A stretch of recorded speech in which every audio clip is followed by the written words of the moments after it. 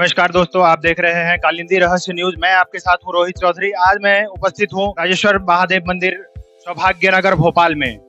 जैसा कि शिव मंदिर में मैं अभी उपस्थित हूं, शिव पुराण में एक कथा का उल्लेख है जहां मां पार्वती पूछती है भोलेनाथ से कि आप किस जगह पर विराजमान रहते हैं। तो वो बताते हैं कि हर हर महादेव। इसका मतलब ये है कि जहां उनके नाम का जाप होता है, जहां उनकी पूजा आराधना की जाती है, वहीं वो उपस्थित होते हैं। ऐसे ही अध्यात्म की एक जगह पे मैं अभी उपस्थित हूँ।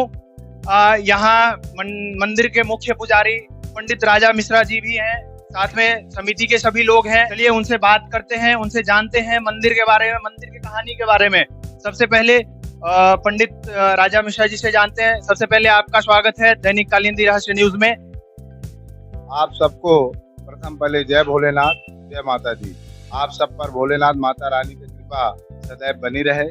मैं पंडित राजा मिश्रा इस मंदिर का कार्यक्रम ये चतुर्थ वर्ष मना रहे हैं और साल में जितने भी कार्यक्रम होते हैं हम लोग बड़े धूमधाम से हमारे समिति की ओर से मनाए जाते हैं और चतुर्थ वर्ष हम लोग मना रहे हैं समिति के माध्यम से।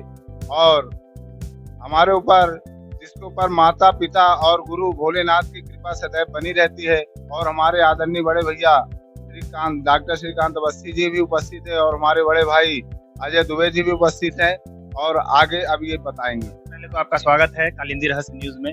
जी आप। मैं डॉक्टर श्रीकांत अवस्थी, राष्ट्रीय सचिव मानव अधिकार सुरक्षा एवं संरक्षण ऑर्गेनाइजेशन।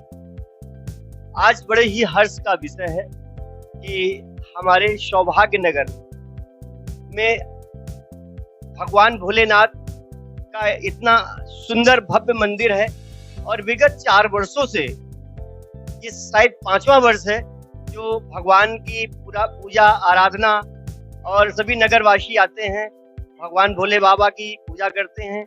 शिव अनंत हैं, शिव निराकार हैं। आज हम सब उनकी पूजा करके भगवान के प्रति जो परम ब्रह्म परमात्मा है, आज ही नहीं विगत बहुत वर्षों से, हजारों वर्षों पूर्व देखा जाए तो भगवान भोलेनाथ की पूजा ही होती थी।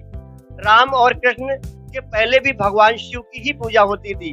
और आप देख रहे हैं कि चाहे ज्ञान व्यापी हो या अन्य जगह पे अगर खुदाई हो रही है तो भगवान शिव भोलेनाथ का ही शिवलिंग हमें मिलता है। तो इससे हम सब भगवान शिव की पूजा करते हैं।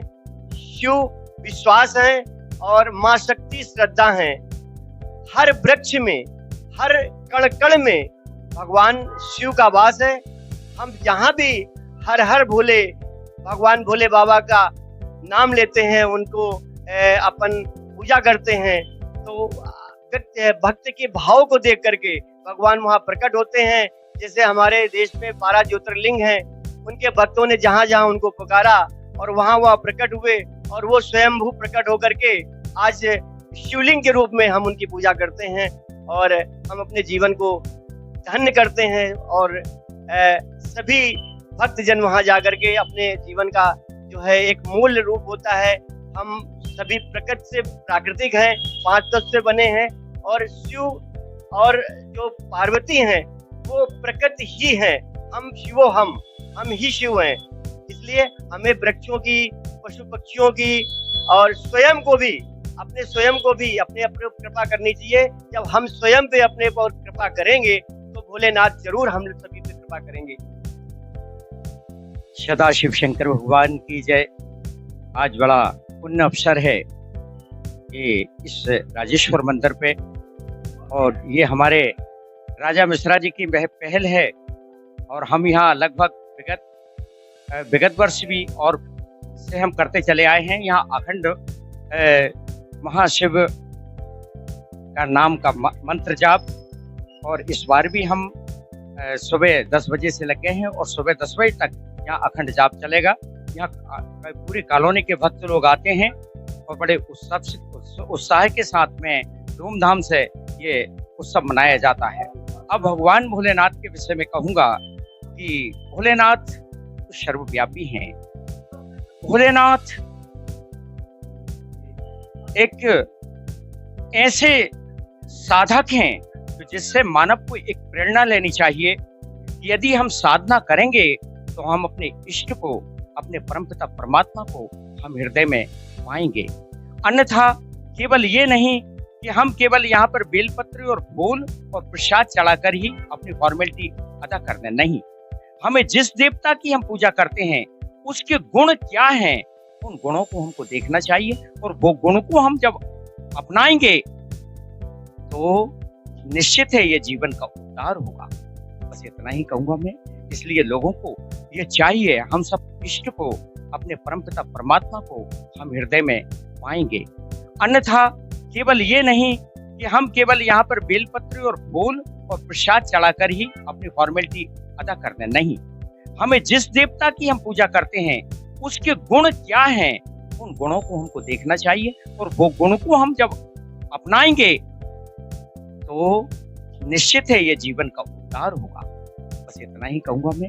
इसलिए लोगों को ये चाहिए, हम सबको चाहिए, सनातनियों को चाहिए, ये लोगों की एक साधना के नियम बनाएं, रामायण का अथवा शिव पुराण का अथवा श्रीमद् भागवत का, जो जिसको रुचि हो, एक नियम बनाए। हमारे खाने पीने सोने के सबके नियम है हमारे, लेकिन हमारा पूजा का नियम केवल हमने 2 अगरबत्ती लगाई और नमन किया और ये जा रहे, कह दिया कर्म ही पूजा है।